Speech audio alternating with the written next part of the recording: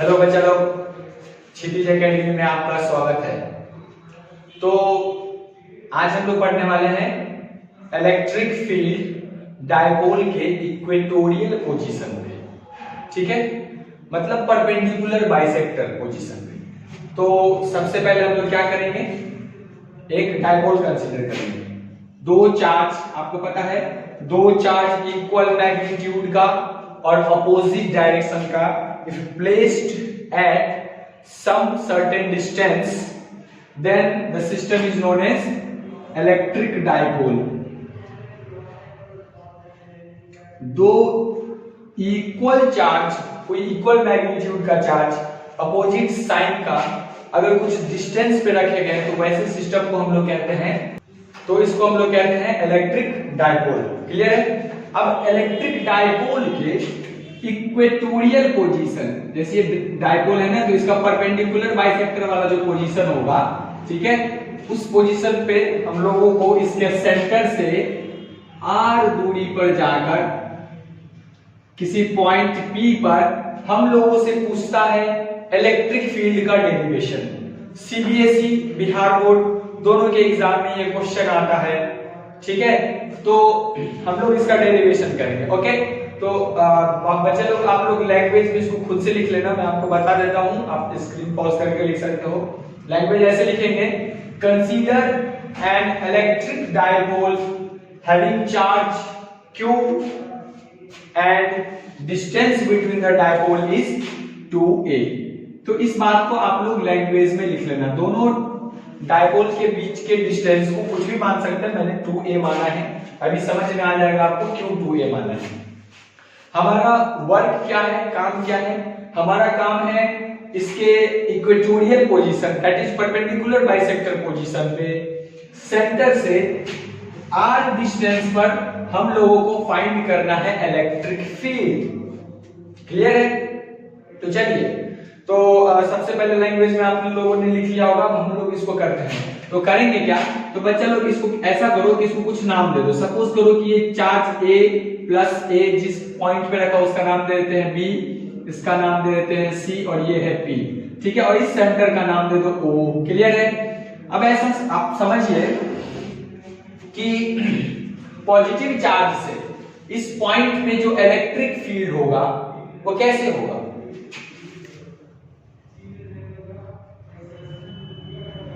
बाहर की तरफ होगा, आप लोगों ने पढ़ा होगा, ठीक है। तो पॉजिटिव चार्ज से किसी पॉइंट पर पॉजिटिव चार्ज से जो इलेक्ट्रिक फील्ड का डायरेक्शन तो वो आउटवर्ड बाहर की तरफ लेते हैं। तो इस पॉइंट से P पॉइंट पे अगर यहाँ पे चार्ज है और यहाँ से देखें कि P पॉइंट पे इस चार्ज की वजह से इलेक्ट्रिक फील्ड किधर होगा, तो बाहर की तरफ होगा, ठीक है। कितना हो जाएगा, मान लीजिए प्लस Q चार्ज की वजह से इलेक्ट्रिक फील्ड लिख रहे हैं, तो लिख लेंगे E plus Q, electric field due two plus Q charge. In the same manner अब हम लोग क्या लिख सकते हैं, देखो नेगेटिव चार्ज की वजह से भी इस P पॉइंट पे इलेक्ट्रिक फील्ड लिखेंगे हम लोग।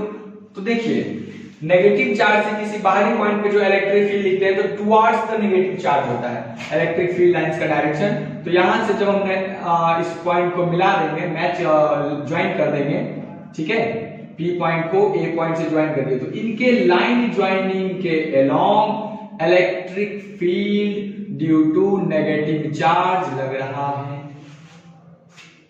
ठीक है क्या? अब देखिए, अब आपको क्या होगा, हम लोगों को क्या करना है, यहाँ पर प्लस Q चार्ज की वजह से इलेक्ट्रिक फील्ड लिखेंगे, फिर माइनस Q चार्ज की वजह से इलेक्ट्रिक फील्ड का एक्सप्रेशन लिखेंगे। और देखिए, दो इलेक्ट्रिक फील्ड एक ही पॉइंट पर है, एक है प्लस Q चार्ज की वजह से, एक है माइनस Q चार्ज की वजह से, इन दोनों को वेक्टर से ऐड करना पड़ेगा। तो वेक्टर से ऐड करने के लिए सबसे पहले आप लोगों को क्या करना है, सबसे पहला काम तो हम ये कर लेंगे, लिख लेंगे electric field due two plus Q charge at P पर प्लस Q चार्ज की वजह से इलेक्ट्रिक फील्ड का एक्सप्रेशन क्या लिख पाएंगे। डायरेक्शन तो हमको पता है, P पॉइंट से इन लाइन ज्वाइनिंग जो है A से P की तरफ, तो A से P की तरफ जो लाइन ज्वाइनिंग है उसके अलोंग इलेक्ट्रिक फील्ड का डायरेक्शन होगा। लेकिन मैग्नीट्यूड कैसे लिखेंगे, तो आप लोगों को पता होगा electric field Q charge point charge की वजह से क्या होता है, r डिस्टेंस पर KQ/r²। तो देखिए, ये डिस्टेंस हमें नहीं पता, ये हमें निकालना है। ठीक है। और वो कैसे निकालेंगे, तो ये देखो दोनों चार्ज के बीच में डिस्टेंस है 2a और ये आपको पहले बताया this is the perpendicular bisector, this is the perpendicular bisector. तो ये लेंथ कितना हो गया, ये लेंथ हो जाएगा a और ये लेंथ कितना है, हमने आपको बताया कि r डिस्टेंस पे निकालना है इलेक्ट्रिक फील्ड। तो ये r, ये a, this is right angle, this is hypotenuse. तो ये जो साइड है AB, इसका लेंथ हो जाएगा under root r square plus a square. Similarly अगर आप इधर भी देखें तो ये लेंथ जो है BA, यहां से यहां तक की दूरी भी कितनी है a और ये लेंथ OP पहले ही हमने r लिया हुआ है। तो ये जो डिस्टेंस है P से लेकर के B तक, ये कितना हो जाएगा, ये लेंथ भी under root r square plus a square. तो देखिए किसी भी पॉइंट चार्ज की वजह से, पहले आपको पढ़ाया था हमने कि किसी भी पॉइंट चार्ज q के वजह से अगर उससे r डिस्टेंस पे हमसे इलेक्ट्रिक फील्ड का मैग्नीट्यूड पूछा जाता है तो हम फॉर्मूला लिखते हैं kq बट्टे r स्क्वायर। तो ये वाला फॉर्मूला यहाँ पे हम लोग यूज करने वाले हैं। तो क्या लिखेंगे, तो देखिए मैग्नीट्यूड कितना है q, क्या हो जाएगा electric field k q r square. r मतलब distance from the charge to that point. तो यहाँ चार्ज से उस पॉइंट की दूरी कितनी है, under root r square plus a square. इसका स्क्वायर कर देंगे, जैसे ही स्क्वायर करेंगे अंडर रूट क्या हो जाएगा, हट जाएगा, तो आ जाएगा k³ बट्टे r square plus a square. और ये डायरेक्शन किधर की तरफ है, अलोंग AP, a से p की ओर, ठीक है ना। तो ये हमने लिख दिया अलोंग AP, कोई दिक्कत नहीं है, ओके। नाउ आप लिखिए electric field due to minus q charge. तो माइनस q चार्ज की वजह से एट p क्या हो जाएगा, तो मैग्नीट्यूड देखो, अगर आप ध्यान से देखोगे तो मैग्नीट्यूड वही आने वाला है k q r स्क्वायर, क्योंकि ये जो r डिस्टेंस है उनका वो भी सेम ही है बट डायरेक्शन अपोजिट है। तो k q बट्टे r स्क्वायर कैसे करेंगे, डिस्टेंस का स्क्वायर अंडर रूट हट जाएगा, क्या आ जाएगा r square plus a square. But the direction is different. Direction क्या है, अलोंग PB, ओके। अब ये जो दो वेक्टर आ गया हमारे पास, इनको जोड़ना है।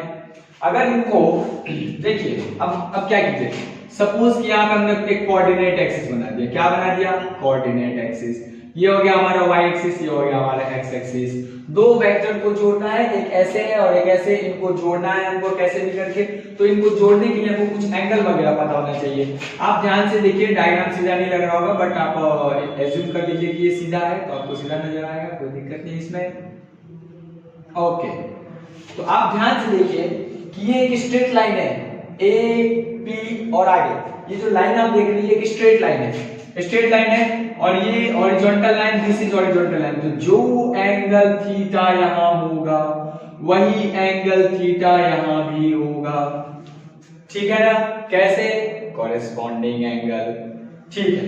देखो ये हॉरिजॉन्टल लाइन, ये भी हमारा हॉरिजॉन्टल लाइन, जो थीटा यहां होगा वही थीटा यहां भी होगा। कैसे, तो ये पैरेलल लाइन, ये दोनों पैरेलल लाइन, ये एंगल और ये एंगल ऑल्टरनेट इंटीरियर एंगल, ठीक है।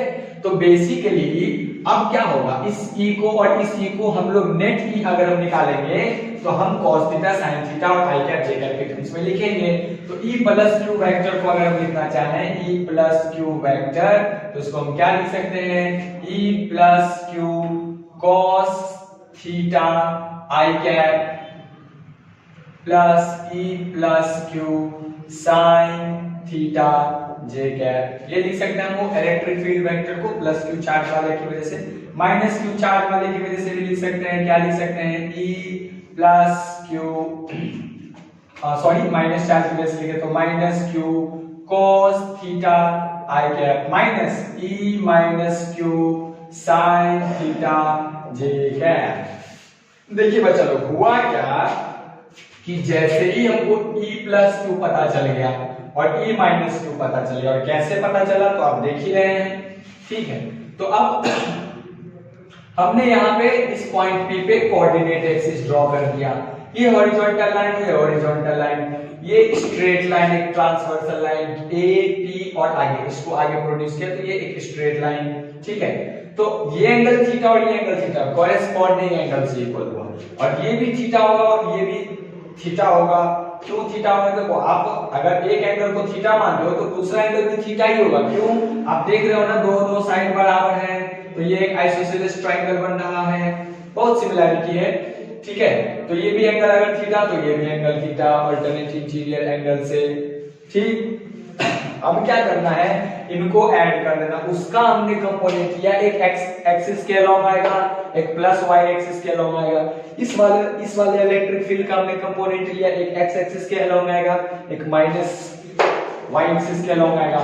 और जैसे ही हम नेट इलेक्ट्रिक फील्ड निकालेंगे ई नेट, तो क्या होगा, ये देखो जे वाला तो कैंसिल हो जाएगा। देखो ये जो मैग्नीट्यूड है इनका ई प्लस क्यू का और ई माइनस क्यू का, आप देखिए सेम है, मैग्नीट्यूड सेम है, डायरेक्शन अपोजिट था। चलिए, तो अब क्या किया, इनको जोड़ दिया तो क्या आ गया, ई प्लस क्यू या माइनस क्यू, दोनों का मैग्नीट्यूड बराबर है, तो आप किसी एक को लिख दो, cos थीटा 2 टाइम्स कर दो आई कैप। ये हमारा नेट इलेक्ट्रिक फील्ड होगा। इसका वैल्यू ई प्लस क्यू या माइनस क्यू दोनों का वैल्यू बराबर है, तो यहां पर रख देंगे 2k q by r square plus a square. ये जो मैग्नीट्यूड लिखा हमने प्लस क्यू का, ई प्लस क्यू का मैग्नीट्यूड लिखा, प्लस क्यू माइनस क्यू दोनों मैग्नीट्यूड बराबर है। जैसे ही दोनों को जोड़ेंगे 2 टाइम्स हो जाएगा, दोनों आई कैप के लॉन्ग है, तो आ गया 2k और यहाँ क्या आएगा, cos थीटा। देखिए बच्चा लोग, cos थीटा का वैल्यू आपको इस वाले ट्राइंगल से, ट्राइंगल AOP में मिल जाएगा। कैसे? ये थीटा एंगल है, cos थीटा बराबर क्या होता है, बेस बट्टे हाइपोटेन्यूज।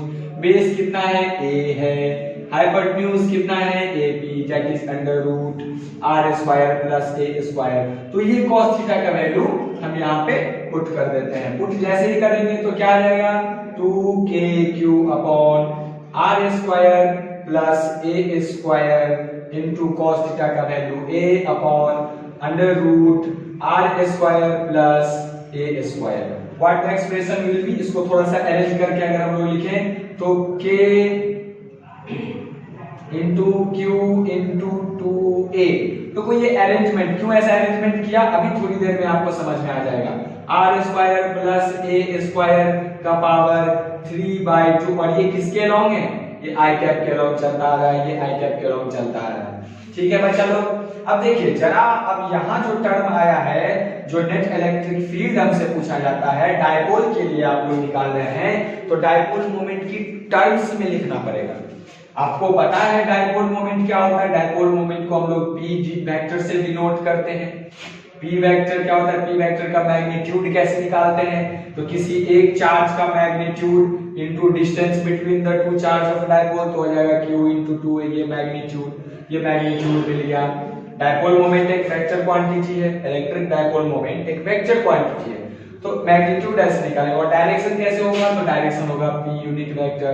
p यूनिट वेक्टर क्या होता है, p यूनिट वेक्टर मतलब नेगेटिव टू पॉजिटिव, ठीक है ना, डायरेक्शन होता है। तो यहाँ अगर आप p यूनिट वेक्टर को देखेंगे तो वो माइनस आई कैप, देखो नेगेटिव से पॉजिटिव, ये डायरेक्शन है क्या p वेक्टर का, हाँ p यूनिट वेक्टर का डायरेक्शन ये है नेगेटिव से पॉजिटिव,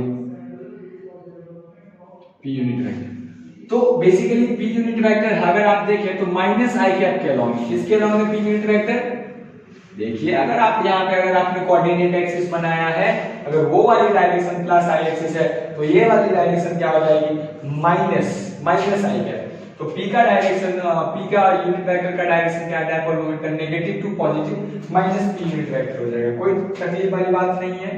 अब आप लोगों को क्या करना है बच्चा लोग, देखिए इसकी जगह अब आई कैप की जगह वैल्यू रखोगे ना, p यूनिट वेक्टर का अगर आपको रखना है तो आई कैप के टर्म्स में रखेंगे। तो हम क्या करेंगे, आई कैप का वैल्यू वहां से रख देंगे माइनस p यूनिट वेक्टर, और q इनटू 2a की जगह हम रख देंगे। तो बेसिकली अब देखो हमारे पास क्या एक्सप्रेशन बनने वाला है, जरा मैं यहाँ पे आप लोगों को दिखा दूं, जगह उधर नहीं बचा है।